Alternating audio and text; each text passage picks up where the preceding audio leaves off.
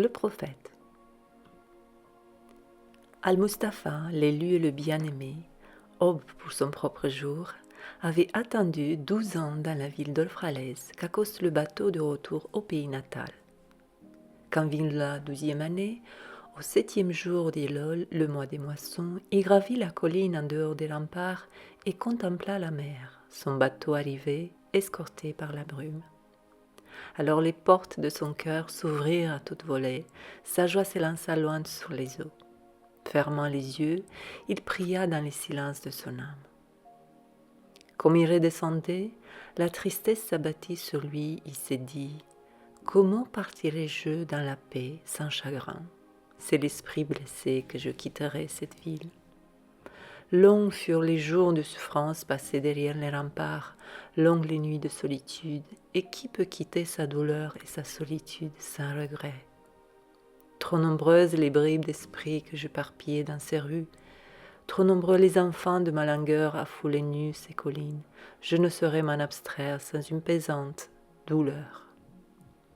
Ce n'est pas un habit que je rejette aujourd'hui, mais ma peau que je déchire de mes propres mains. Ce n'est pas davantage une pensée que je laisse derrière moi, mais un cœur adouci par la faim et la soif. Mais il ne faut pas tarder plus longtemps. La mer qui appelle toutes choses à elle m'appelle à embarquer. Car rester, même si les heures brûlent dans la nuit, c'est geler, se pétrifier, se figer dans un moule. J'emporterai volontiers tout ce qui se trouve ici, mais comment? Le son ne peut emporter la langue, ni les lèvres qui lui donnèrent naissance. Il part seul vers l'éther. Seul sans son nid, l'aigle traverse le soleil.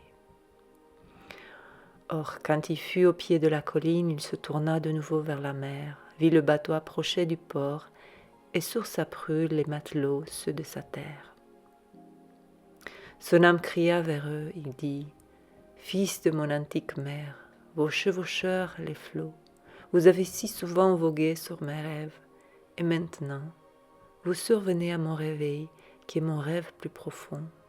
Je suis prête à partir et mon ardeur, toute voile dehors, attend le vent.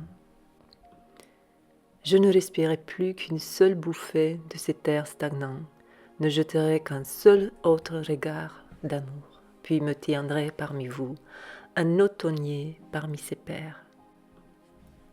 Et toi, vaste mer, mer assoupie, qui seule est libre en paix pour le fleuve et la rivière, ce bras de mer n'a plus qu'un méandre à faire, un seul murmure dans ce hallier, avant que je ne t'arrive, goutte d'infini dans l'océan d'infinité.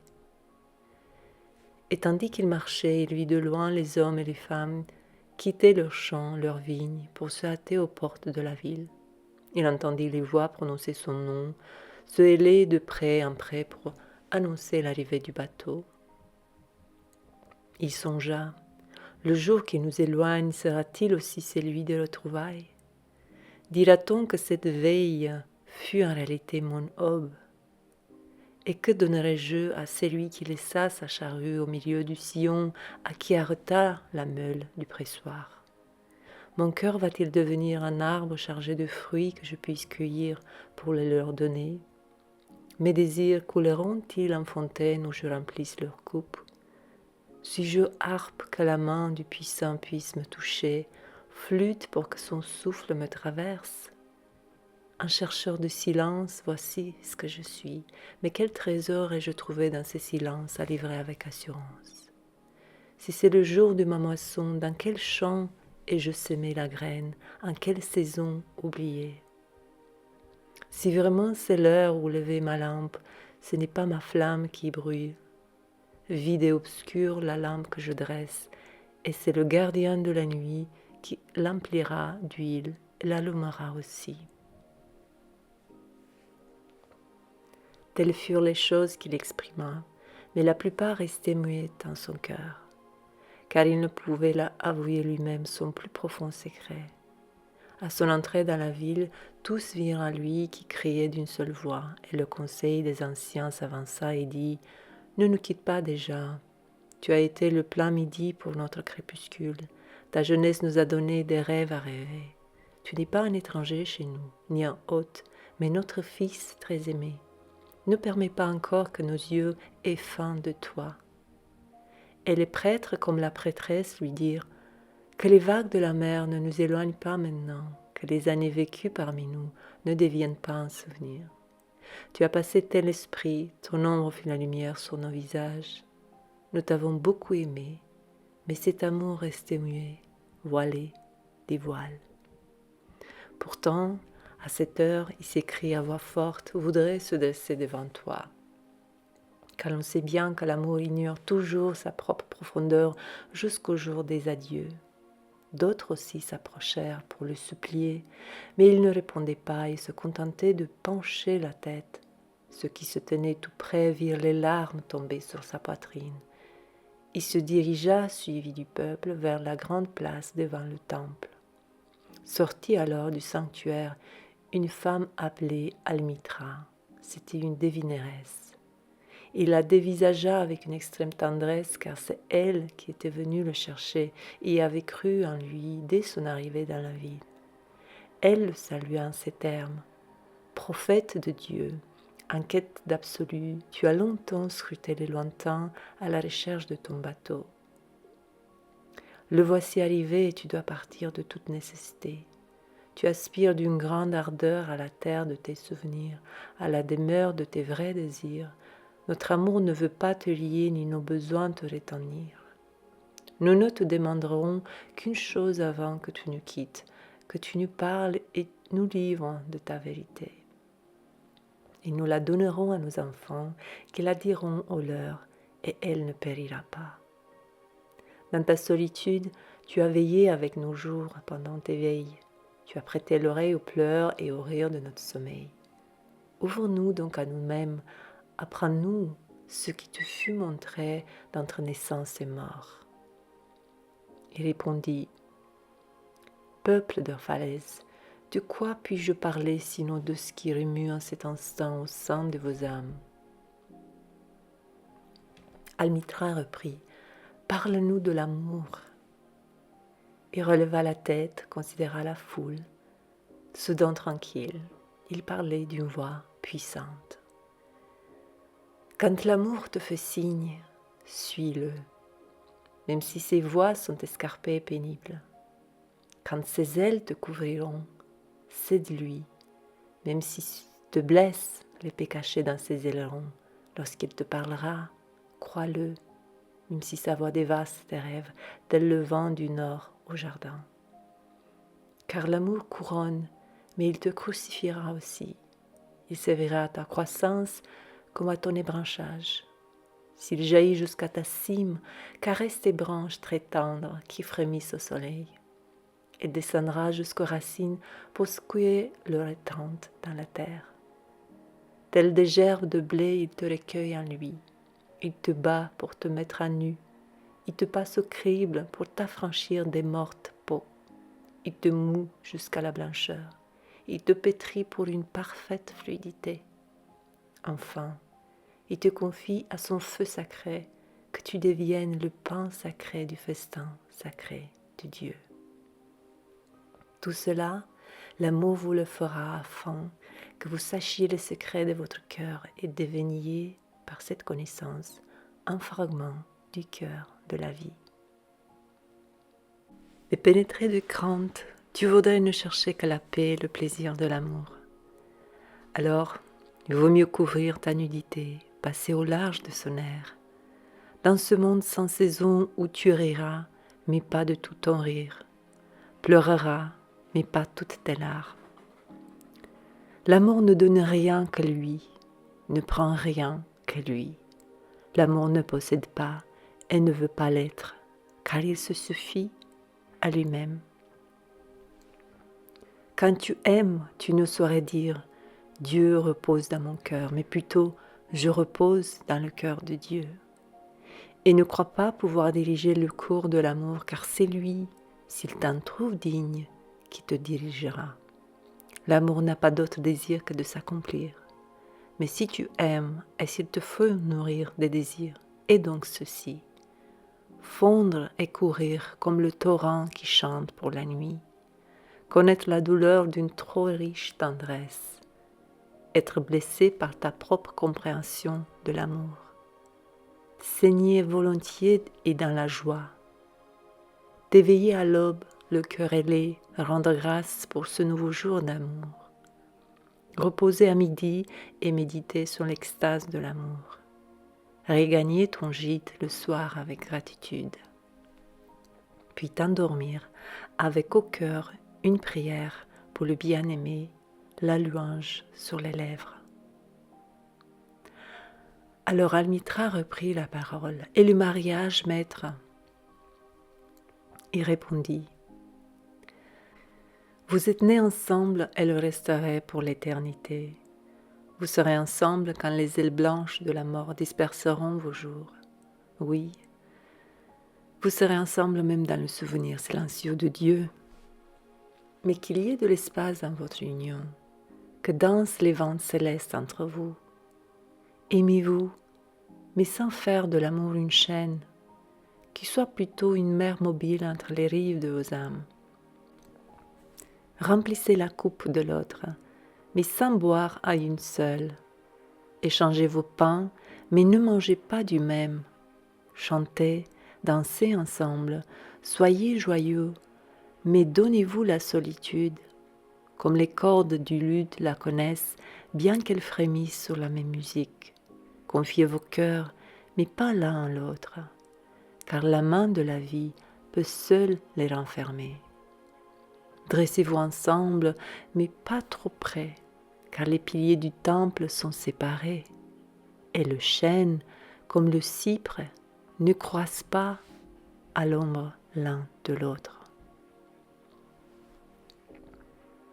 Puis une femme qui tenait un nourrisson dans les bras lui dit « Parlez-nous des enfants ». Et il déclara « Vos enfants ne sont pas vos enfants. Ce sont les fils et les filles de la vie qui se désirent. Ils vous traversent mais ne sont pas de vous. Et s'ils vous entourent, ils ne sont pas à vous. Vous pouvez leur donner de l'amour, mais pas de pensée, car ils ont leur propre pensée. Vous pouvez abriter leur corps, mais pas leurs âmes, car celles-ci vivent dans la demeure du lendemain que tu ne peux visiter, pas même dans tes rêves. Tu t'efforceras peut-être de le rassembler, mais ne les oblige pas à te copier, car la vie ne part pas en arrière, pas plus qu'elle ne s'attarde sur hier. Vous êtes les arcs d'où jaillissent flèches vives, vos enfants. L'archer voit la marque sur le chemin d'infinité, il vous arque de toute sa force pour que ces flèches partent vite et loin. Que votre arc soit joie sous sa main, car s'il aime la flèche qui vole, il aime aussi l'arc solide. Alors un riche intervient, parlez-nous du don. Et il dit, c'est peu donner que donner de ce qu'on a. Le véritable don, c'est donner de soi. Car que sont tes possessions, sinon des choses que tu gardes et protèges de peur d'en avoir besoin demain? Et ce demain, qu'apportera-t-il donc au chien trop prévoyant qui enfuit des os dans un sable vierge d'empreintes, tandis qu'il suit le pèlerin vers la ville sainte? Et qu'est-ce que la crainte du besoin, sinon le besoin lui-même? La crainte de la soif devant ton insondable puits n'est-elle pas une soif inextinguible? Il y a ceux qui donnent peu de tout ce qu'ils ont, et c'est là pour être reconnus. Ce désir caché aigrit leur don. Et il y a ceux qui ont peu et le donnent tout entier. Ils croient en la vie et en son abondance. Leur coffre n'est jamais vide. Il y a ceux qui donnent avec joie. Cette joie est leur récompense. D'autres donnent en souffrant, et cette douleur est leur baptême. Il y a ceux, enfin, qui donnent sans connaître la souffrance, qui ne cherchent pas la joie, ni ne songent à la vertu. Il donne comme le myrte exhale sa fragrance dans l'espace au loin dans la vallée. C'est par leurs mains que Dieu parle, derrière leurs yeux qu'il sourit à la terre. Il est bien de donner quand on vous demande, encore mieux de précéder à la requête à force de compréhension. Aux généreux, cherchez l'être qui veuille bien recevoir et joie plus grande que celle du don. Et y a-t-il une seule chose que tu voudrais retenir? Tout ce que tu as sera tôt ou tard donné. Donne donc à cette heure, que la saison du don t'appartienne plutôt qu'à tes héritiers. Tu dis souvent, j'aimerais donner, mais seulement à qui le mérite. Ce n'est pas le langage qui tient les arbres de ton verger ni les troupeaux de tes prés. Ils donnent pour vivre, car retenir, c'est périr. Car qui mérite de recevoir ses jours et ses nuits mérite de recevoir tout ce qui t'appartient. Et y a-t-il plus grand mérite que celui qui réside dans le courage et la confiance, disons même la charité, de recevoir? Et qui es-tu que les hommes doivent ouvrir leur cœur, ravaler leur fierté pour te permettre de voir leur valeur à nu, une fierté qui ne s'affaroucherait pas?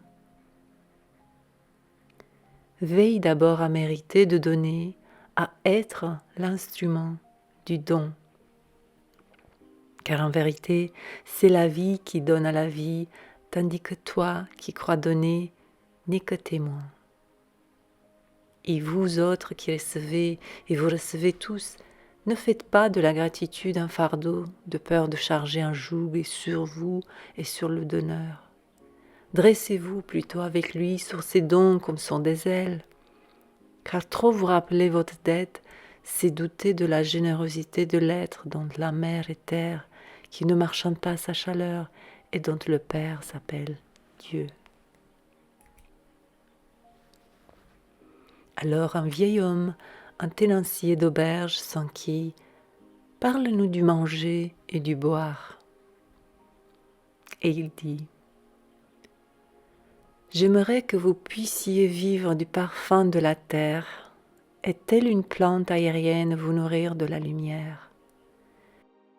Mais puisqu'il vous faut tuer pour manger, voler au nouveau-né le lait de sa mère pour étancher votre soif, que cela soit un acte de dévotion, que votre planche soit l'autel où seront sacrifiés le pur et l'innocent de la forêt, ou de la plaine au nom de ce qui est plus pur et encore plus innocent en l'homme. Quand vous tuez une bête, dites-lui au fond de votre cœur, par ce pouvoir qui t'achève, je le suis moi aussi, et moi aussi je serai consumé. Car la loi qui t'a remis entre mes mains me remettra entre des mains plus puissantes. Ton sang et le mien ne sont nulle autre chose que la sève qui nourrit l'arbre du ciel. Et quand une pomme craque sous vos dents, dites-lui en votre fort intérieur, tes graines vivront dans mon corps, et les bourgeons de ton lendemain me fleuriront au cœur. Ta fragrance sera mon souffle. Ensemble, nous nous réjouirons à travers toutes les saisons. À l'automne, quand vous vendangez les grappes de vos vignes pour le pressoir, murmurez. Moi aussi je suis un vignoble, et mes fruits seront cueillis pour le pressoir. Et tel le vin nouveau, je serai conservé dans l'éternel vaisseau. L'hiver venu, quand on tire le vin, que votre cœur entonne un chant pour chaque coupe, qu'elle abrite le souvenir des jours d'automne, et celui du vignoble, et celui du pressoir. Alors un laboureur lui dit, « Parlez-nous du travail. » Il répondit en ces termes, « Tu travailles pour rester à la hauteur de la terre et de son âme, car rester oisif, c'est devenir étranger aux saisons, s'écarter de la procession d'une vie qui marche en majesté, en fière obéissance vers l'infini. Quand tu travailles, tu es la flûte où le chuchotement des heures se transforme en musique. Qui voudrait être un roseau morne et muet quand tout le reste chante à l'unisson? Toujours, on vous a dit que le travail est une malédiction et le labeur une infortune. Or, je vous dis qu'en travaillant, vous accomplissez du rêve le plus sublime une parcelle qui vous fut assignée quand il naquit. Et vous tenir occupé, c'est en fait aimer la vie. L'aimer par le travail, c'est encore partager son secret profond. Mais si dans ta douleur, tu appelles la naissance une affliction et la nécessité d'entretenir ta chair une malédiction inscrite sur ton front, je te réponds que seule la sueur de ce front pourra laver ce qui est écrit. On t'a dit que la vie est noirceur et dans ta lassitude tu répètes ce qu'on dit l'est là. Et je prétends que la vie est en effet noirceur sauf quand il existe une ardeur. Et toute ardeur est aveugle sauf quand elle s'accompagne de connaissance. Et toute connaissance vaine sauf quand elle engendre le travail. Et tout travail est vide sauf s'il contient l'amour. Car travailler avec amour, c'est se lier à soi-même, se relier à l'un à l'autre et à Dieu. Et qu'est-ce que le travail d'amour? C'est tisser la toile avec des fils tirés de ton cœur, comme si ton bien-aimé devait porter cette toile. C'est construire une demeure avec affection, comme si ton bien-aimé devait y vivre. C'est semer les graines avec tendresse et cueillir la récolte avec joie, comme si ton bien-aimé allait en manger le fruit. C'est l'insuffler à tout ce que tu modèles le souffle de ton propre esprit et savoir que tous les morts bénis t'encerclent et te regardent. Souvent, je t'ai entendu dire comme si tu parlais dans ton sommeil, c'est lui qui travaille le marbre et trouve la forme de son âme dans la pierre est plus noble que celui qui laboure le sol et qui s'empare de l'arc-en-ciel pour l'étendre sur une toile à l'image de l'homme, celui-là compte davantage que celui qui fabrique des sandales pour nos pieds. Or moi je vous dis, et pas en dormant mais dans l'éveil parfait du midi, que le vent ne parle pas plus doucement aux chênes géants qu'au moindre des brins d'herbe. Et seul et grand c'est lui qui de la voix du vent fait un doux chant d'amour. Le travail est de l'amour rendu visible. Si vous ne pouvez travailler avec lui, mais rien qu'avec dégoût, il vaut mieux quitter cette tâche et vous asseoir à la porte du temple pour recevoir aumône de ceux qui œuvrent dans la joie. Car pétrir le pain avec indifférence, c'est cuire un pain d'amertume qui ne nourrit qu'à moitié la faim humaine. Et si fouler les grappes vous déplaît, ce déplaisir distille un poison dans le vin. Et quand vous chanteriez comme des anges, si vous n'aimez pas le chant, vous fermez l'oreille humaine aux voix du jour et à celles de la nuit.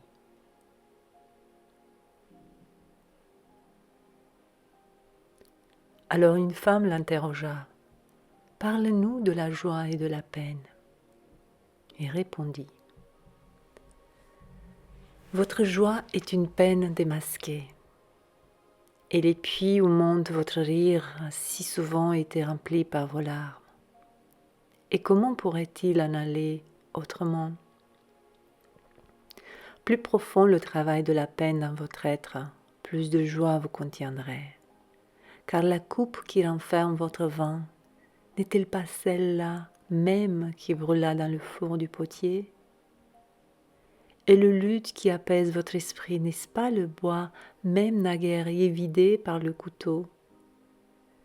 Quand vous êtes joyeux, regardez au fond de votre cœur et vous verrez que votre joie résulte uniquement de ce qui a causé votre chagrin. Quand vous êtes malheureux, regardez encore une fois votre cœur et vous comprendrez en réalité que vous pleurez pour d'anciennes délices. Certains d'entre vous disent « la joie dépasse la peine », d'autres disent « non, c'est la peine qui domine ». Et moi je vous dis « elles sont indissociables. Elles arrivent ensemble, et quand l'une s'assied à table en votre compagnie, rappelez-vous que l'autre est assoupie sur votre lit. Car en vérité, vous êtes suspendu comme un fléau de balance entre votre peine et votre joie. C'est par le vide seulement que vous connaissez le repos et l'équilibre. Quand le gardien du trésor vous prend pour soupeser son or et son argent, inévitablement votre joie ou votre chagrin s'élève ou retombe.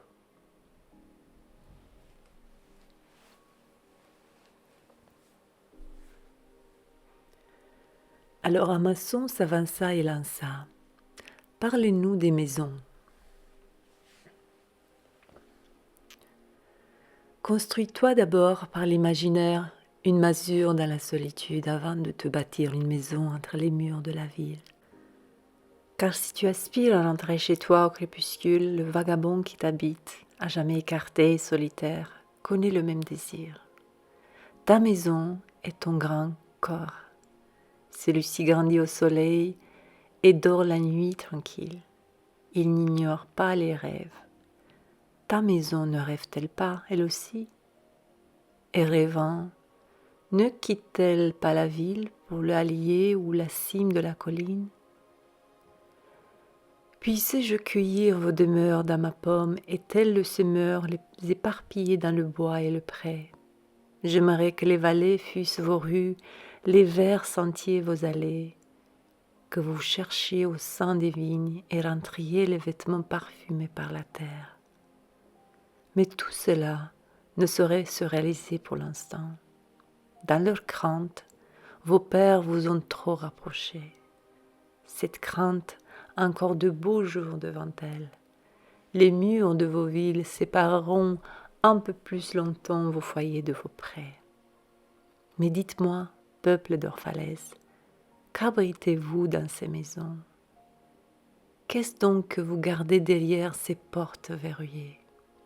Possédez-vous la paix, la quiète ardeur qui traduit la puissance? Avez-vous des souvenirs, ces arches scintillantes qui enjambent les sommets de l'esprit? Recelez-vous la beauté qui mène le cœur des choses faites de bois et de pierre vers la montagne magique? Dites-moi, les gardez-vous chez vous? Ou ne connaissez-vous qu'à le confort et le désir du confort, cet être furtif qui pénètre un invité dans une maison, en déviant l'hôte puis le maître? Car il se métamorphose en dompteur et à coups de crochet de fouet transforme en juillet vos plus nobles aspirations. S'il a des mains de soie, son cœur est de bronze. Il vous endort pour se dresser ensuite à votre chevet et moquer la dignité de la chair. Il ridiculise la santé de vos sens, les sertit de doigts comme des vases précieux. En vérité, le désir de confort assassine l'âme passionnée avant de l'escorter tout sourire à son enterrement. Mais vous, fils de l'espace, vous qui ne pouvez rester en place, vous refuserez d'être pris au piège ou dompté. Votre demeure ne sera pas une ancre, mais un mât. Elle ne sera pas cette gaze scintillante qui panse une blessure, mais la paupière qui protège l'œil. Vous ne replierez pas les ailes pour franchir les portes, ne baisserez pas la tête pour éviter de heurter le plafond, ne craindrez pas de respirer de peur de lézarder les murs et qu'ils s'écroulent. Vous ne vivez pas dans des tombes bâties par les morts pour les vivants. Et, bien que faite de magnificence et de splendeur, votre demeure ne renfermera pas votre secret, n'abritera pas votre désir. Car l'infinité en vous vit dans le palais du ciel, dont la porte est la brume matinale, les fenêtres, les chants et les silences de la nuit.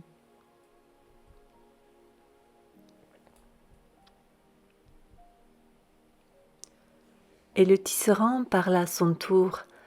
Qu'en est-il des vêtements? Et répondit: Tes habits dissimulent beaucoup de ta beauté, mais ne cachent pourtant pas la laideur. Bien que tu cherches à travers eux la liberté de la discrétion, tu risques d'y trouver un harnais et une chaîne. J'aimerais que tu puisses saluer le soleil et le vent avec plus de peau et moins de vêture, car le souffle de la vie bouge dans le rayon du soleil et sa main dans le vent. Certains disent, c'est le vent du nord qui a tissé les habits que nous portons, et moi je réponds certes, c'est le vent du nord. Mais la honte lui servit de métier, la faiblesse de vos muscles de fil. Son travail accompli, il partit rire dans la forêt. N'oublie pas que la modestie sert de bouclier contre l'œil de l'impur. Quand ce dernier ne sera plus, que sera la modestie, sinon entrave et humiliation pour l'esprit. Et n'oublie pas que la terre s'enchante de sentir tes pieds nus, que le vent aspire à juillet dans tes cheveux. Alors un marchand intervint. Parle-nous de l'acheter et du vendre. Il répondit en ces termes. Pour vous, la terre donne son fruit, et vous ne manquerez de rien, si vous savez comment vous remplir les mains. C'est par l'échange des dons de la terre que vous trouverez l'abondance et la satisfaction. Pourtant, à moins que cet échange soit fondé en amour et en bonne justice, il ne manquera pas d'encourager la rapacité de quelques-uns et la faim des autres. Quand sur le marché vous rencontrez, vous autres travailleurs de la mer, des champs et des vignobles, les tisserands, les potiers, les marchands d'épices, invoquez alors le génie de l'univers pour qu'il descende dans votre sein, sanctifie les fléaux et l'estimation qui comparent les valeurs.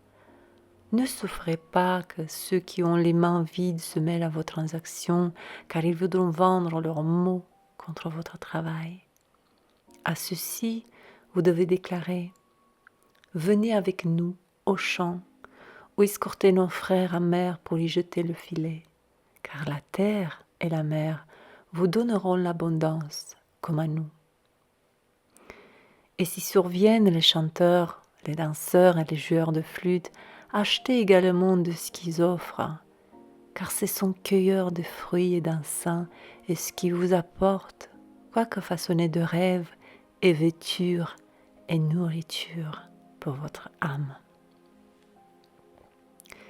Et avant de quitter la place du marché, veillez à ce que personne ne s'en retourne les mains vides, car le génie de la terre ne reposera pas tranquille sur le vent tant que les besoins du plus petit d'entre vous ne seront pas satisfaits. Alors l'un des juges de la ville s'avança et déclara « Parle-nous du crime et du châtiment. » Il répondit « C'est quand ton esprit part en vagabond sur le vent, que seul et sans réfléchir, tu causes du tort à autrui et donc à toi-même. Et pour avoir commis ce tort, tu devras frapper à la porte des bienheureux plus longtemps sans qu'on t'entende. Ton moi divin est comme l'océan, il reste à jamais impollué. Et tel l'éther, il ne soulève que les êtres ailés. Et tout semblable au soleil est ton moi divin. Il ne connaît pas les usages de la taupe, ne cherche pas les terriers du serpent. Mais ton moi divin n'est pas le seul habitant de ton être. Une grande part de toi n'est encore qu'humaine, une grande part ne l'est pas encore. Mais pygmée difforme qui dort debout dans la brume à la poursuite de son éveil. Or c'est de l'homme en toi que je voudrais parler, car c'est lui, et non pas le moi divin, ni le pygmée dans sa brume, qui connaît le crime et son châtiment.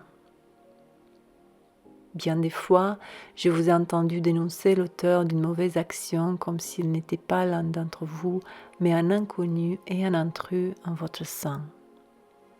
Et moi je dis que, de même que le juste et le saint ne peuvent grandir plus haut qu'est-ce qu'il y a de plus haut en chacun. De même le pervers et le faible ne sauraient sombrer plus bas que le plus bas qui vous habite également. Et comme il n'est pas une feuille qui jaunisse sans la connaissance tacite de l'arbre tout entier, de même le malfaiteur ne peut agir sans que vous le vouliez tous, sans vous l'avouer. Vous marchez en cortège ensemble vers votre moi divin. Vous êtes le chemin et ceux qui cheminaient. Quand tombe l'un d'entre vous, il tombe pour ceux qui le suivent, met en garde contre la pierre d'achoppement. De même, il tombe pour ses prédécesseurs qui, bien que plus rapides, plus affermis, n'ont pas ôté la pierre.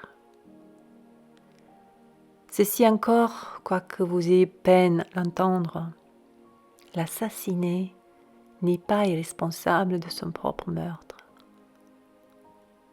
Le volé, pas sans reproche d'avoir été volé. Le juste n'est pas innocent des actes du méchant. Qui a les mains blanches n'est pas lavé des agissements du parjure, car le coupable est souvent la victime du blessé. Bien plus souvent, le condamné porte le fardeau du non-coupable et du pur. On ne peut pas séparer le juste de l'injuste, le bon du méchant, car ils se tiennent ensemble devant le visage du soleil, tel le fil noir et le fil blanc entrelacés. Quand se brise le fil noir, le tisserand doit regarder toute la toile, examiner aussi le métier. Si l'un d'entre vous veut amener en jugement l'infidèle, qui soupèse également le cœur de son mari, mesure son âme scrupuleusement. Que celui qui voudrait fouetter l'offenseur sonde l'esprit de l'offensé. S'il en est parmi vous qui veuille punir au nom de la justice et porter la hache sur l'arbre du mal, qu'il dénude jusqu'à ses racines. Et en vérité, il trouvera les racines du bien et du mal, du fructueux et de l'infructueux, imbriquées les unes aux autres au cœur muet de la terre. Et vous, juges qui voudriez être justes, quel jugement prononcer sur tel qui, bien connaît dans sa chair, est voleur en esprit? Quel châtiment sur le tueur de chair lui-même tué en esprit? Comment poursuivrez-vous le méfait du trompeur et de l'oppresseur, puisqu'il est lui aussi attaqué, outragé? Et comment punirez-vous ceux dont le remords est déjà plus grand que leurs mauvaises actions? Le remords n'est-il pas la justice administrée par cette loi même que vous prétendez servir si ardemment? Pourtant, vous ne pouvez l'infliger à l'innocent ni l'ôter du cœur du coupable. Il appellera dans les nuits malgré vous pour que les hommes s'éveillent et s'examinent. Et vous qui voudriez comprendre la justice, comment y arriverez-vous à moins d'examiner tous les actes en pleine lumière? Alors seulement vous saurez que l'homme juste et celui qui est tombé sont un seul et même homme, debout au chien et loup entre sa nuit de pygmée et le jour de sa divinité, et que la pierre d'angle du temple n'est pas plus haute que la plus humble de ses assises.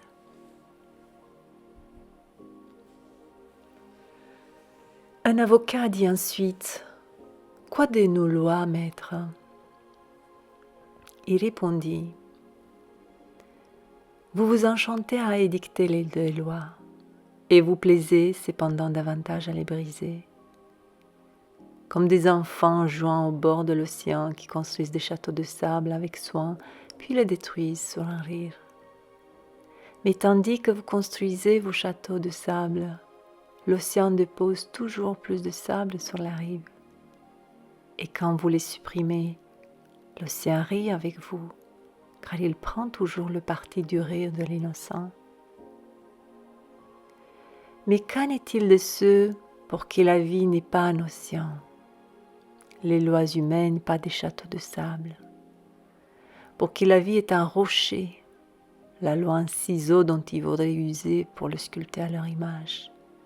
Qu'en est-il de l'infirme qui hait les danseurs, du bœuf qui aime son joug et tient l'élan et le dent de la forêt pour vagabond égaré, et du vieux serpent qui, ne pouvant faire sa mue, tient tous les autres pour dénudés et impudiques, et celui-ci qui arrive tôt au banquet de noces, puis là est repu, s'en retourne en disant que tous les festins sont sacrilèges, tous les fêtards des briseurs des lois.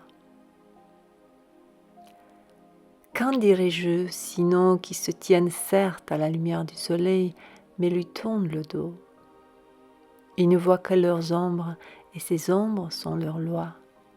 Le soleil est pour eux ce qui leur fait de l'ombre. Et à quoi bon reconnaître les lois si l'on se baisse pour en repérer les ombres sous le sol? Mais vous qui marchez face au soleil, quelles images tracées par terre pourraient vous retenir? Vous qui voyagez avec le vent, quelle girouette guiderait votre course? Quelle loi humaine vous lirez si vous brisez votre joug ailleurs que sur une porte de prison humaine? Quelle loi craindrez-vous si d'un sang vous ne trébuchez sur aucune chaîne de fer façonnée de main d'homme? Et qui te fera venir en jugement si tu arraches ton vêtement sans obstruer aucun sentier? Peuple d'Orphalaise, libre à vous d'étouffer le tambour, de détendre les cordes de la lyre, mais ordonnerez-vous à l'alouette de se taire?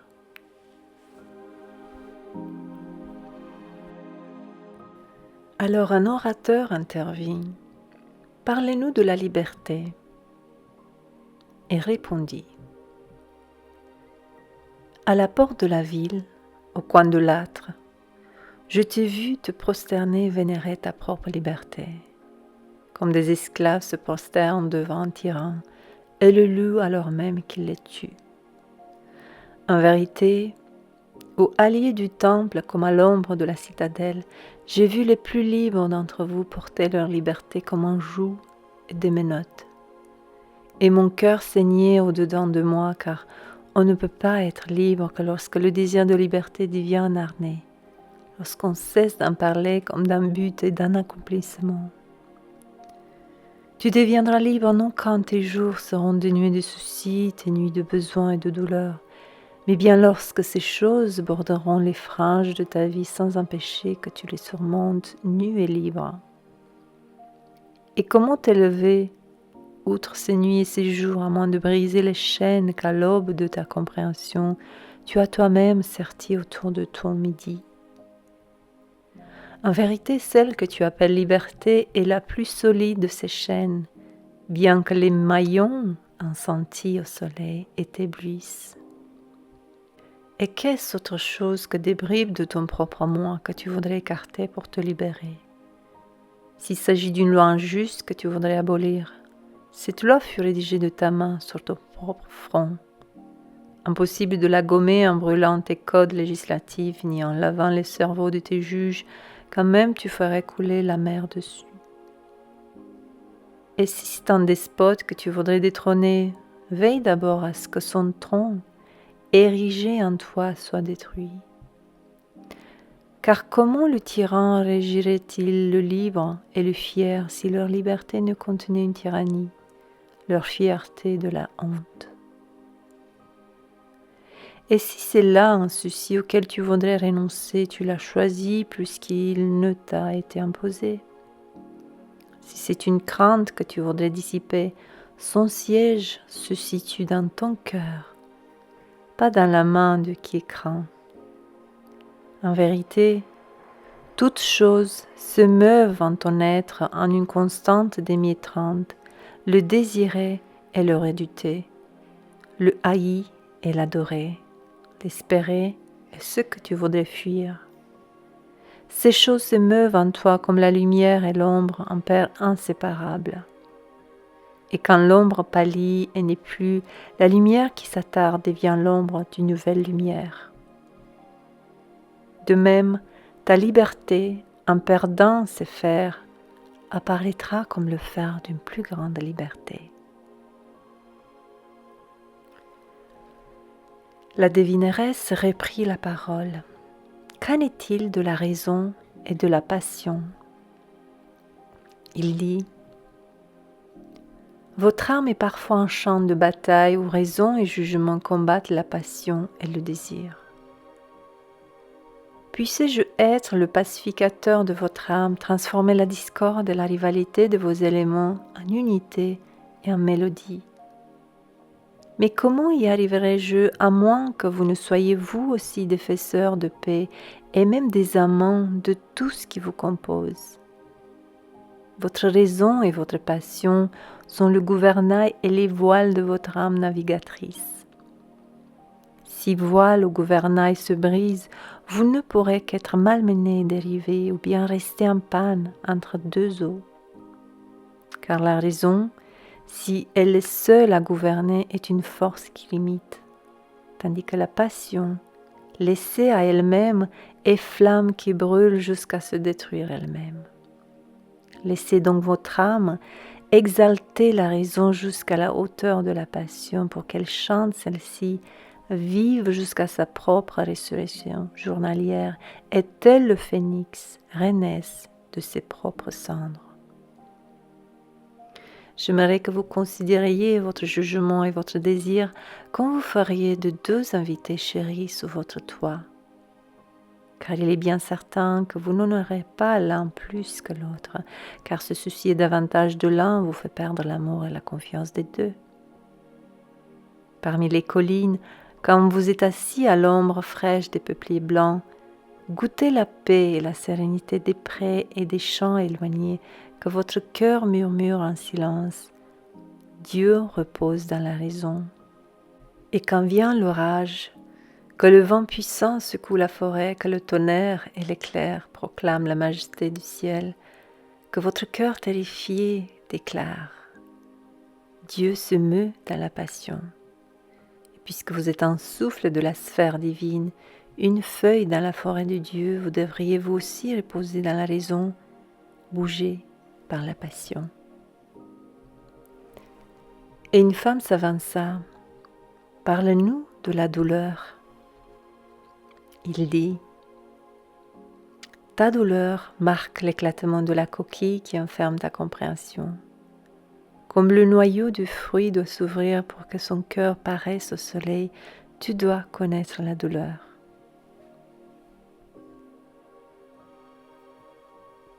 Et si ton cœur pouvait continuer de s'émerveiller des miracles journaliers de ta vie, ta douleur ne te semblerait pas moins merveilleuse que ta joie.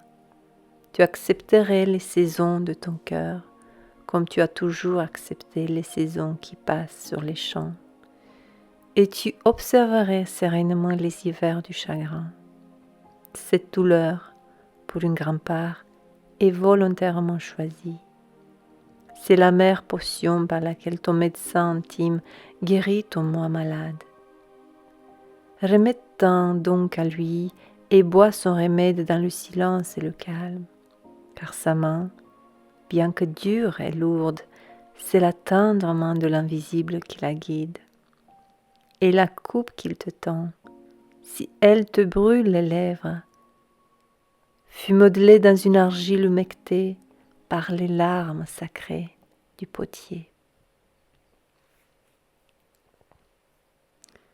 Quelqu'un dit ensuite: parle-nous de la connaissance de soi. Il répondit: vos cœurs connaissent dans le silence les secrets des jours et des nuits, mais vos oreilles aspirent à entendre la connaissance de ce cœur. Vous voudriez connaître en parole ce que vous avez toujours connu en pensée. Vous voudriez toucher du doigt le corps nu de vos rêves. Il est bon que vous le vouliez. La source cachée jaillissant de votre âme est obligée de sortir et de courir en murmurant vers la mer. Et le trésor de vos profondeurs infinies voudrait se révéler à vos yeux. Mais n'allez pas peser ce trésor inconnu sur une balance. Ne fuyez pas les fonds de ce savoir avec une gaffe ou une sonde, car ce soi est une mer illimitée, sans mesure. Ne dites pas « j'ai trouvé la vérité », mais plutôt « j'ai trouvé une vérité ». Ne dites pas « j'ai trouvé le chemin de l'âme ». Dites plutôt « j'ai croisé l'âme qui marchait sur mon chemin ». Car celle-ci marche sur tous les chemins. Elle ne marche pas en droite ligne, ne pousse pas davantage comme un roseau. L'âme se déroule, tel un lotus, aux innombrables pétales.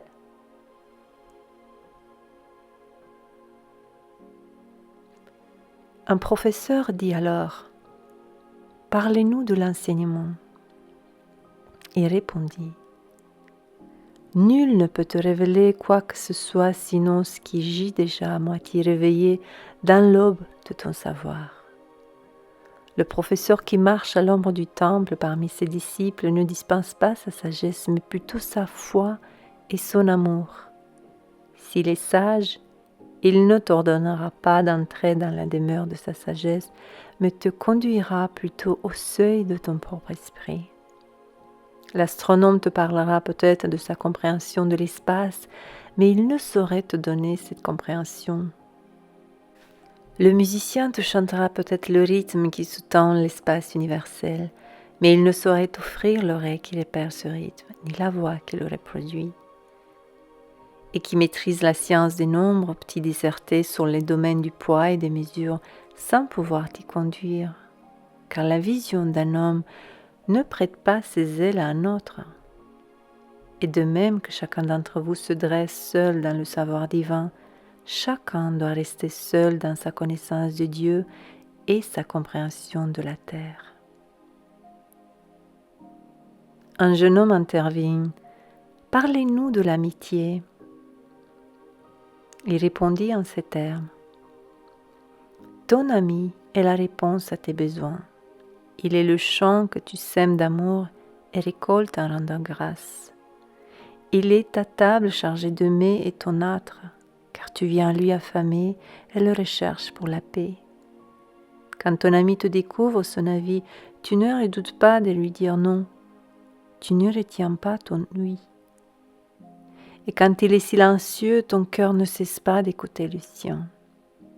Car sans mots, dans l'amitié, toute parole, tout désir, toute espérance naissent et se partagent avec une joie spontanée. Quand tu te sépares de ton ami, tu ne t'affliges pas, car ce que tu aimes le plus en lui pourra s'éclaircir en son absence, comme la montagne pour le grimpeur est plus nette depuis la plaine, et que l'amitié n'est d'autre but que l'approfondissement de l'esprit. Car l'amour qui ambitionne autre chose que la révélation de son mystère n'est pas amour, mais un filet jeté, lequel n'attrape que l'inutile. Qu'à ton ami, tu donnes de ton meilleur. S'il doit connaître le reflux de ta marée, qu'il connaisse aussi son rat. Que serait ton ami si tu le cherchais pour tuer le temps? Cherche-le toujours pour le vivre, car il lui appartient de satisfaire ton besoin, pas ton vide. Et qu'il y ait rire dans la douce amitié et partage du plaisir. Car dans la rosée des détails, le cœur trouve son matin et la fraîcheur. Alors un érudit parla. « Qu'en est-il de la parole ?» Et répondit. « Vous parlez quand vous cessez d'être en paix avec vos pensées. Lorsque vous ne pouvez plus demeurer dans la solitude du cœur, vous vivez par les lèvres, et le son est une diversion et un passe-temps. Dans un grand nombre de vos propos, la pensée est à moitié estropiée, car la pensée est oiseau d'espace qui dans la cage des mots saura peut-être déployer les ailes, mais pas voler. Il en est parmi vous qui recherchent le bavard par crainte de rester seul. Le silence de la solitude leur met sous les yeux leur soi nu auquel ils voudraient s'échapper.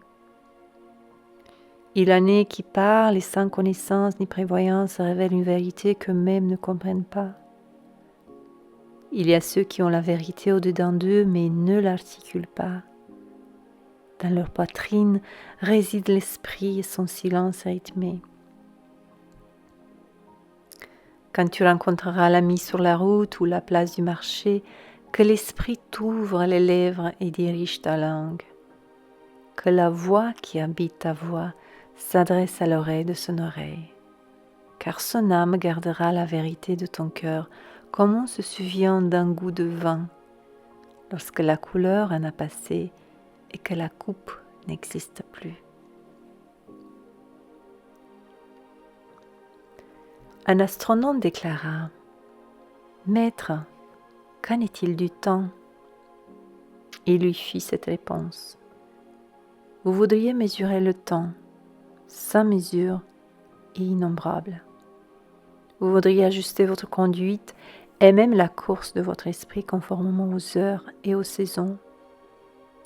Du temps, vous voudriez faire un fleuve, vous asseoir sur sa berge et observer son cours. Pourtant, l'intemporel en vous a conscience de la temporalité de la vie.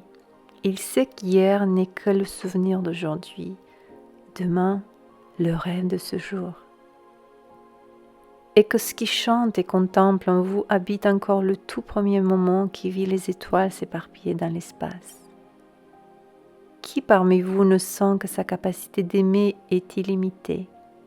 Et cependant qui ne sent cet amour, quoiqu'illimité, serti au centre de son être, empêché d'aller de pensée amoureuse en pensée amoureuse, d'actes d'amour vers d'autres d'actes d'amour. Et le temps n'est-il semblable à l'amour d'un seul bloc et impétueux? Mais s'il vous faut fragmenter le temps en saisons, que chacune encercle toutes les autres saisons, que l'aujourd'hui embrasse le passé de souvenirs et le futur d'attente. L'un des anciens de la ville prit la parole. Éclairez-nous sur le bien et le mal. Il répondit : Du bien en vous, je puis parler, mais non du mal. Car qu'est-ce que le mal sinon du bien torturé par sa propre faim et sa soif? Vraiment, lorsqu'il a faim, le bien cherche sa subsistance jusque dans les grottes sombres, et quand il a soif, il boit même aux eaux mortes. Vous êtes bon sitôt que vous êtes en accord avec vous. Ce qui ne veut pas dire que vous soyez mauvais quand vous n'êtes pas en accord avec vous, car une maison divisée n'est pas un repère de voleurs, rien qu'une maison divisée. Et un bateau sans gouvernail peut errer sans but parmi les îles périlleuses, sans sombrer jusqu'au fond. Vous êtes bon quand vous vous efforcez de donner de vous-même. Ce n'est pas être mauvais toutefois que de chercher son propre intérêt. Car en désirant votre intérêt, vous n'êtes qu'une racine qui s'accroche à la terre et en tête le sang. Car le fruit ne saurait dire à la racine : rassemble-moi mûr et plein, donnant toujours de mon abondance. Pour le fruit, donner est un besoin, de même que recevoir pour la racine. Vous êtes bon quand vous êtes tout à fait conscient dans vos propos. Ce n'est pas être mauvais cependant que de dormir pendant que votre langue trébuche sans but, et des propos incohérents renforçant peut-être une langue affaiblie. Vous êtes bon quand vous marchez d'un pas ferme vers votre but, à pas hardi. Vous n'êtes pas méchant malgré tout si vous vous y rendez en boitant. Les boiteux eux-mêmes ne vont pas à reculons. Mais vous qui êtes fort et rapide, veillez à ne pas boiter devant les boiteux, en croyant vous montrer gentil. Vous êtes bon de mi-façon et point mauvais quand vous n'êtes pas bon, seulement hésitant et indolent. Dommage que les cerfs ne puissent enseigner la vitesse aux tortues. Votre bonté résulte du désir de trouver votre soi géant. Ce désir vous habite tout entier. Chez certains d'entre vous, il devient un torrent qui se rue puissamment vers la mer, emportant les secrets des collines et les chansons de la forêt.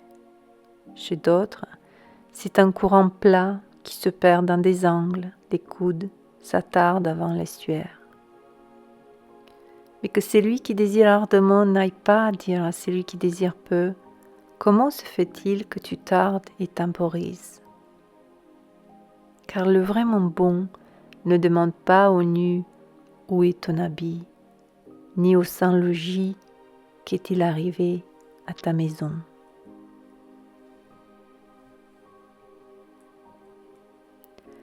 Alors une prêtresse en qui parlez-nous de la prière, y répondit: vous priez dans votre détresse et vos frustrations. J'aimerais que vous puissiez aussi prier dans la plénitude de votre joie et au jour d'abondance. Car qu'est la prière sinon votre dilatation dans l'éther de la vie? Et si vous trouvez du réconfort à déverser votre obscurité dans l'espace, vous aurez aussi plaisir à prodiguer l'aube de votre cœur. Seriez-vous capable de pleurer uniquement quand votre âme vous appelle à la prière? Elle devrait vous éperonner toujours et encore à travers les larmes jusqu'à ce que vous en sortiez en riant.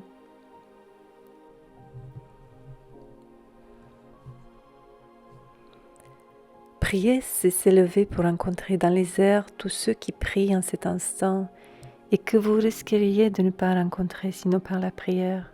Ceux dans votre visite dans cet invisible temple n'aspirent donc à l'extase et à une tendre communion. Car si vous deviez n'y pénétrer sans autre but qu'une demande, vous ne recevriez pas. Y entreriez-vous pour vous humilier, vous ne seriez pas exalté. Et même si vous venez réclamer le bien pour autrui, on ne vous entendra pas. C'est assez d'en pousser l'invisible porte. Je ne puis vous enseigner comment prier par des paroles. Dieu n'écoute pas vos propos sauf lorsqu'il les exprime lui-même par vos lèvres. Et je ne saurais vous enseigner la prière des mers, des forêts et des montagnes. Mais vous, qui êtes nés des montagnes, des forêts et des mers, vous pourrez trouver leur prière dans vos cœurs. Et à condition d'écouter dans le calme nocturne, vous les entendrez dire en silence. Notre Dieu, qui est notre moi ailé, c'est ta volonté qui veut en nous. C'est ton désir en nous qui désire.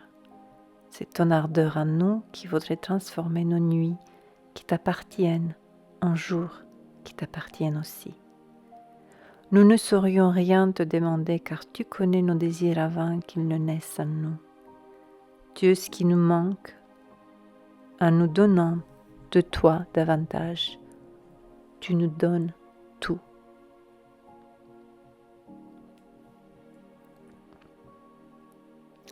Alors un ermite qui pénétrait dans la ville une fois par an se manifesta. Parle-nous du plaisir. Il répondit en ces termes. Le plaisir est un champ de liberté, mais ce n'est pas la liberté, c'est l'épanouissement de vos désirs, mais non leur fruit. C'est la profondeur qui en appelle à la hauteur. C'est ni le bas ni le haut, c'est l'encagé qui prend son essor, mais point l'étreinte de l'espace. Oui, en vérité, le plaisir est un chant de liberté, et je suis très fort que vous le chantiez de tout votre cœur. Prenez garde pourtant de ne perdre vos cœurs dans ce chant. Une certaine jeunesse cherche le plaisir comme s'il était tout, on la juge et on la condamne. Je ne la jugerai ni ne le condamnerai. Je l'inviterai à chercher, car elle trouvera le plaisir, mais pas seulement lui. Il a 7 frères, et le moindre d'entre eux est plus beau que le plaisir. N'avez-vous pas entendu parler de l'homme qui creusait la terre pour trouver des racines et qui tomba sur un trésor? Certains de vos anciens se rappellent leur plaisir avec regret, comme de méfaits commis dans l'ivresse. Or le regret est obscurcissement de l'esprit par sa punition. Ils devraient se rappeler leur plaisir avec gratitude comme une moisson d'été. Pourtant, si regretter les rassure, qu'ils soient rassurés. Et puis il y a ceux d'entre vous qui ne sont ni assez jeunes pour chercher, ni assez vieux pour se souvenir. Dans leur crainte de chercher, de se souvenir, ils fuient tout plaisir de peur de négliger le plaisir ou de l'offenser. Or, au sein même de ce refus, il y a du plaisir. Ainsi trouvent-ils eux aussi un trésor bien qu'ils creusent à la recherche des racines, les mains tremblantes. Mais dites-moi, quel est celui qui peut offenser l'esprit? Le rossignol injurie-t-il la quiétude de la nuit, la luciole, les étoiles? Votre flamme ou votre fumée pèsera-t-elle sur le vent? Croyez-vous que l'esprit soit une mare stagnante que vous puissiez troubler avec une gaffe? Bien souvent, en vous refusant du plaisir, vous ne faites qu'entasser le désir dans les recoins de votre être. Qui sait si ce qui paraît repoussé aujourd'hui n'atteint pas demain? Votre corps lui-même connaît votre apanage, son besoin légitime et refuse d'être trompé. Votre corps est la harpe de votre âme, et il vous appartient d'en tirer une douce mélodie ou des sons confus. Et maintenant vous me demandez, comment distinguer entre ce qui est bon dans le plaisir et ce qui ne l'est pas? Allez dans vos champs et vos jardins, et vous apprendrez que le plaisir de l'abeille consiste à butiner le miel de la fleur, et que le plaisir de la fleur consiste à céder son miel à l'abeille. Car pour l'abeille, la fleur est fontaine de vie. Pour la fleur, l'abeille est messagère d'amour. Pour toutes deux, abeille et fleur, donner et recevoir du plaisir est un besoin et une extase. Peuple d'Orphalès, soyez-en vos plaisirs tels les fleurs et les abeilles. Un poète s'avança. Parlez-nous de la beauté. Et répondit. Où chercherez-vous la beauté? Comment la trouverez-vous, à moins qu'elle ne soit elle-même votre chemin et votre guide? Comment en parler sauf si elle tisse vos propos? Le blessé et l'offensé disent « La beauté est douce et bonne ». Semblable à une jeune mère, à moitié gênée par sa gloire, elle marche parmi nous. Le passionné s'exclame « Non, la beauté est chose puissante et terrifiante. Comme une tempête, elle ébranle la terre sous nos pieds, le ciel au-dessus. » L'épuisé et le las déclarent « La beauté est faite de doux murmures, elle nous parle à l'esprit.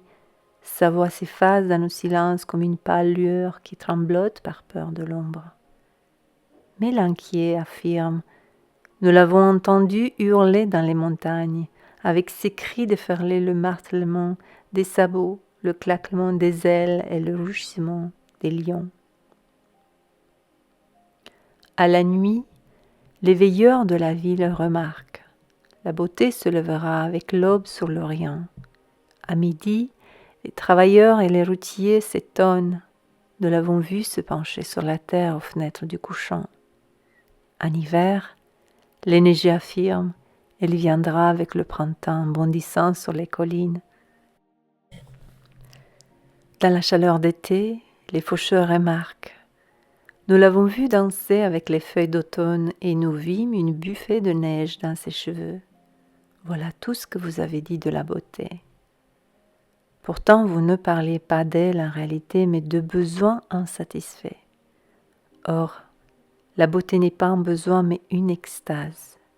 Ce n'est pas une bouche assoiffée, pas une main vide et tendue, plutôt un cœur enflammé et une âme enchantée. Ce n'est pas l'image que vous voudriez voir, ni la chanson que vous voudriez entendre, plutôt une image que vous voyez en fermant les yeux, une chanson entendue, oreille close. Ce n'est pas la sève au sein de l'écorce sillonnée, ni une aile attachée à une griffe, plutôt un jardin à jamais fleuri, un essaim d'anges en vol pour toujours. Peuple d'Orphalès, la beauté et la vie quand celle-ci dévoile sa sainte face. Et c'est vous la vie et le voile, La beauté, c'est l'éternité qui s'observe dans un miroir. Et vous êtes l'éternité et le miroir, tout ensemble.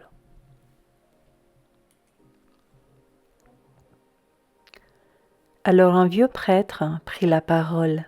« Qu'en est-il de la religion ?» Il reprit. « Et je aujourd'hui parler d'autre chose. La religion n'est-elle toute entière action et toute réflexion, et ce qui n'est ni action ni réflexion, mais un étonnement et une surprise toujours jaillissant dans l'âme, même lorsque les mains taillent la pierre ou préparent le métier. Qui saurait séparer sa foi de ses actes ou sa conviction de ses occupations? Qui peut étaler ses heures devant lui en déclarant « cela ira à Dieu, cela à moi, ceci à mon âme, ceci à mon corps ». Chacune de vos heures sont des ailes qui brassent l'espace d'un soi à un autre. Qui porte sa moralité comme son meilleur costume ferait mieux d'aller nu. Le vent et le soleil ne perceront aucun trou dans sa peau. Et celui qui définit sa conduite par la science éthique emprisonne son oiseau chanteur dans une cage. Le plus libre chant ne sort pas d'entre des barreaux ni de fils de fer. Et c'est lui pour qui le culte est une fenêtre, à ouvrir mais aussi à fermer, n'a pas encore visité la demeure de son âme dont les fenêtres s'étendent d'une aube à l'autre. Votre vie quotidienne est votre temple et votre religion. Entrez-y à chaque fois avec tout ce qui vous appartient. Prenez la charrue et la forge, le marteau et le luth, les choses modelées par la nécessité ou par le plaisir. Car dans la rêverie, on ne saurait surpasser ses réussites ni déchoir en dessous de ses échecs. Et prenez avec vous toute l'humanité, car dans l'adoration, vous ne pouvez survoler leurs espérances ni vous humilier plus bas que leur désespoir. Et si vous désirez connaître Dieu, ne songez pas à résoudre les énigmes, regardez plutôt autour de vous, et vous le verrez jouer avec vos enfants. Considérez l'espace, vous le verrez marcher sur les nuées, tendre les bras dans l'éclair et descendre dans la pluie. Vous le verrez sourire dans les fleurs, se relever et agiter les mains dans les arbres.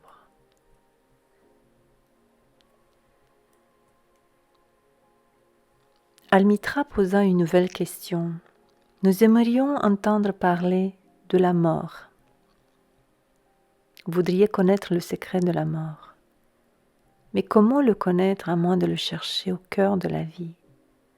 La chouette dont les yeux pétris de nuit sont aveugles en plein jour ne saurait percer le mystère de la lumière. Si vous voulez vraiment contempler l'esprit de la mort, ouvrez largement votre cœur vers le corps de la vie, car la vie et la mort sont une, comme le fleuve et la mer. Dans les profondeurs de vos espérances et de vos désirs, on trouve votre muette connaissance de l'au-delà. Graine rêveuse sous la neige, votre cœur rêve du printemps. Remettez-vous-en aux rêves, car en eux se cache la porte de l'éternité. Votre crainte de la mort n'est que le tremblement du berger debout devant le roi dont la main va l'adouber. N'est-il pas joyeux sous son effroi d'avoir apporté la marque du roi? Pourtant, il est plus préoccupé par son tremblement. Car qu'est-ce que mourir sinon se dresser nu dans le vent et fondre sous le soleil? Cesser de respirer, sinon libérer le souffle de ces constantes marées, qu'il s'élève, s'épanouisse et trouve Dieu sans obstacle.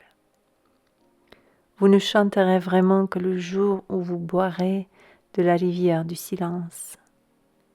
C'est au sommet de la montagne que vous commencerez l'ascension. Vous danserez pour de bon quand la terre réclamera vos membres. Et l'on était au soir. Almitra, la devineresse, déclara Béni soit ce jour et ce lieu et ton esprit qui a parlé. Fût-ce moi qui parlais, répondit-il, n'étais-je pas aussi un auditeur? Puis il descendit le parvis du temple et tout le monde le suivit. Il atteignit son bateau et s'arrêta sur le pont. Se tournant vers l'assemblée, il éleva la voix. « Peuple d'Orphalès, le vent me commande de vous quitter. Moins pressé que lui, certes, je dois pourtant partir. Nous autres vagabonds, toujours en quête d'un chemin vierge, le jour qui se lève ne nous trouve jamais là où nous nous endormions hier. Point de crépuscule qui nous surprenne au même point que le lever du soleil. Nous voyageons alors même que la terre repose. Nous sommes les graines d'une plante tenace. C'est dans notre maturité et la plénitude de notre cœur que nous sommes donnés au vent et disséminés. Brefs furent mes jours parmi vous, plus brefs encore les mots que j'ai dits. Mais si ma voix s'estompait à votre oreille et mon amour se dissipait dans votre mémoire, je reviendrai, et je parlerai avec un cœur plus riche, des lèvres plus ouvertes à l'esprit. Oui, je reviendrai avec la marée, et quand la mort me cacherait, le grand silence m'ensevelirait, je chercherai encore votre compréhension et pas en vain. Si ce que je dis est vrai, cette vérité se révélera d'une voix plus claire, par des mots plus étroitement liés à vos pensées. Je pars avec le vent, peuple d'Orphalès, mais ne m'enfonce pas dans le vide. Si ce jour ne comblera pas vos besoins ni mon amour, qu'il soit au moins la promesse d'un tel jour. Les besoins de l'homme changent pas son amour, ni son désir que cet amour justifie ses besoins. Sachez donc que du très vaste silence je reviendrai. La brune qui dérive à l'aube, qui ne laisse qu'arroser dans les champs, va monter et former un nuage pour les tomber en pluie. Mon rôle n'a pas été si différent. Dans la quiétude de la nuit, j'ai marché dans vos rues, mon esprit est entré chez vous, vos cœurs battaient dans le mien, votre souffle parcourait mon visage, je vous connaissais tous. Oui, j'ai su votre joie et votre douleur, dans votre sommeil vos rêves furent mes rêves. Bien souvent je fus parmi vous un lac parmi les montagnes, je réfléchissais les sommets en vous et les versants pentus, et même les troupeaux migrants de vos pensées, de vos désirs. Dans mon silence, vit le ruisseau du rire de vos enfants, la rivière ardente de vos adolescents. Déferlant dans mes abîmes, ruisseaux et rivières n'ont pas cessé leur chant. Elles m'arrivèrent plus douces que le rire, plus nobles que l'ardeur. C'était l'infinité en vous, ce géant dont vous n'êtes que les cellules et les tendons. Lui dans la mélodie duquel tout votre chant n'est qu'un poule silencieux. Dans ce géant vous êtes géant. C'est en le contemplant que je vous ai contemplé et aimé. Car quelles sont les distances accessibles à l'amour qui ne soient dans cette vaste sphère? Quelle vision, quelle espérance, quelle ambition peuvent surpasser cet essor? Il y a en vous comme un chêne immense couvert de fleurs de pommier. Sa force vous lie à la terre, sa fragrance vous soulève dans l'espace, son inaltérabilité vous rend immortel. On vous a dit que, semblable à une chaîne, vous êtes aussi faible que votre plus faible maillon. C'est une demi-vérité. Vous êtes également aussi fort que votre maillon le plus solide. Vous mesurez par votre acte le plus modeste, ce serait évaluer la puissance de l'océan par la fragilité de son écume. Vous jugez par vos échecs, c'est blâmer les saisons de leur inconstance. Certes, vous êtes un océan. Et même si les bateaux aux coques lourdes attendent la marée sur vos rives, vous ne pouvez, semblable à l'océan, hâter vos marées. Pareil aux saisons également. Et même si vous démontez le printemps dans votre hiver, le premier, engourdi en votre sein, sourit dans sa somnolence sans offusquer. Ne croyez pas que j'affirme cela pour que vous puissiez vous dire « Il nous a lués, il n'a vu que le bien en nous ». J'exprime seulement les mots traduisant vos pensées intimes. Qu'est la connaissance dissible sinon l'ombre de la connaissance indicible? Vos pensées et mes mots sont des vagues issues d'une mémoire scellée qui se souvient de nos hier.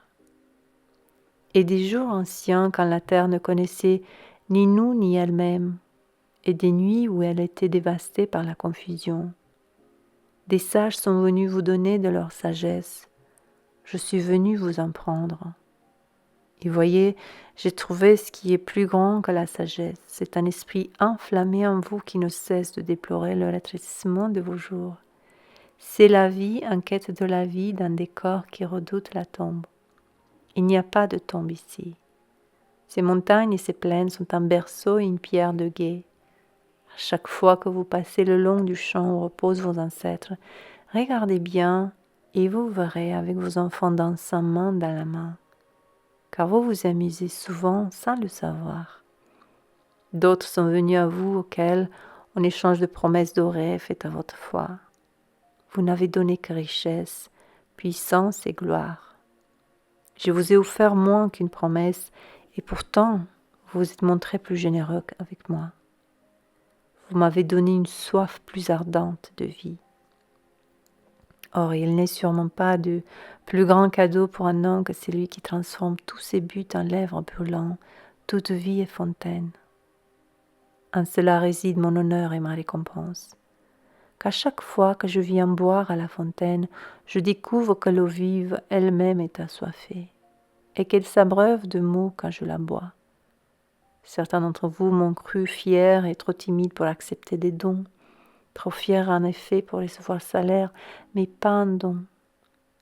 Et si j'ai mangé des baies dans les collines quand vous auriez voulu m'accueillir à votre table, et dormi sous le portique du temple lorsque vous m'auriez volontiers abrité, ne fût-ce pourtant pas votre affectueux souci pour mes jours et mes nuits qui rendit la nourriture douce à ma bouche et ceignit mon sommeil des visions.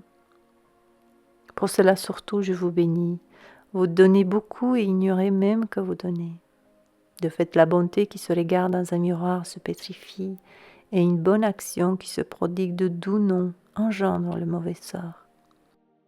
Certains m'ont tenu pour orgueilleux, grisé de ma propre solitude, et vous avez dit, il s'entretient avec les arbres de la forêt, mais pas avec les hommes. Il siège seul sur les cimes des collines et méprise notre ville. Il est exact que j'ai grimpé les collines et arpenté des endroits écartés. Comment vous découvrir sinon d'une grande hauteur ou d'une vaste distance? Du reste, comment être vraiment proche à moins d'être loin? D'autres parmi vous m'ont appelé sans mot et ils ont dit « Étranger, étranger, amant des auteurs extrêmes, pourquoi vis-tu sur les cimes là où les aigles bâtissent leurs airs? Pourquoi cherches-tu l'inaccessible?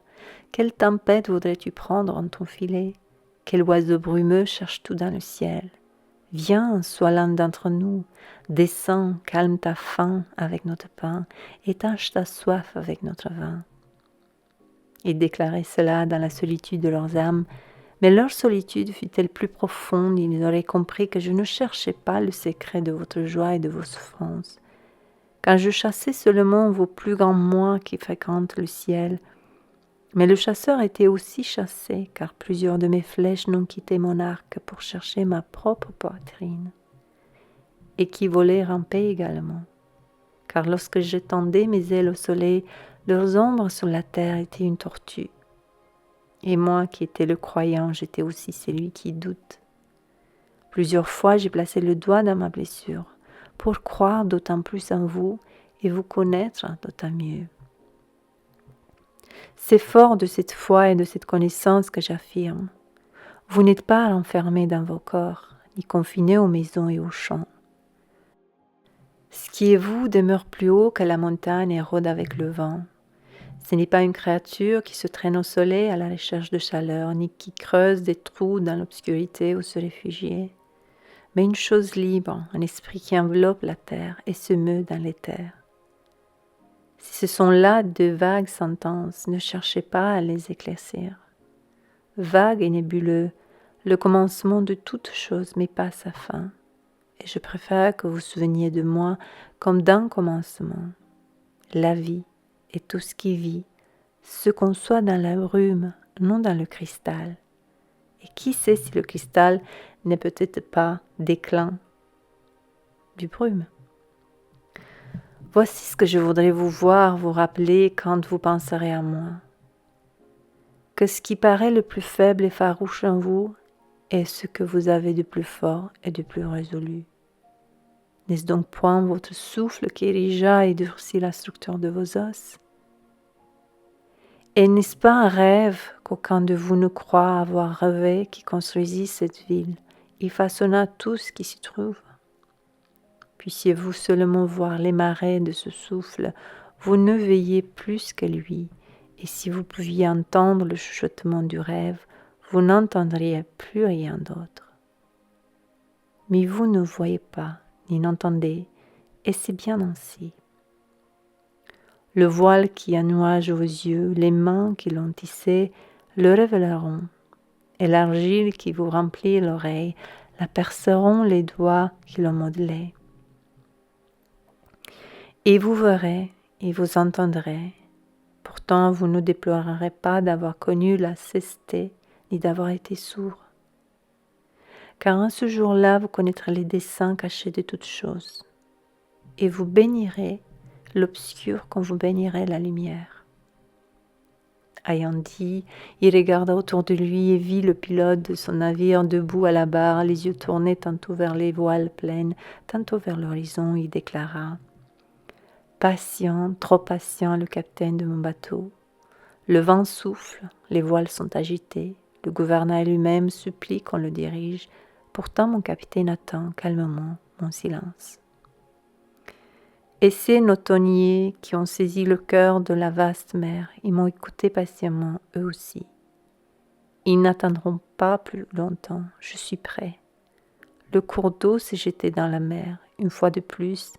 La grand-mère serre son fils contre son sein. Portez-vous bien, peuple d'Orphalaise. Ce jour s'achève. Il se referme sur nous comme le nénuphar sur son lendemain. Ce qui nous fut ici donné, nous le garderons. Et si cela ne suffit pas, alors nous devrons nous réunir et tendre ensemble les mains vers le donneur. N'oubliez pas que je vous reviendrai. Encore un peu et mon ardeur écuira, écume et poudre pour un autre corps. Encore un peu, un corps repi dans le vent, et une autre femme enfantera. Adieu à vous, à la jeunesse passée parmi vous.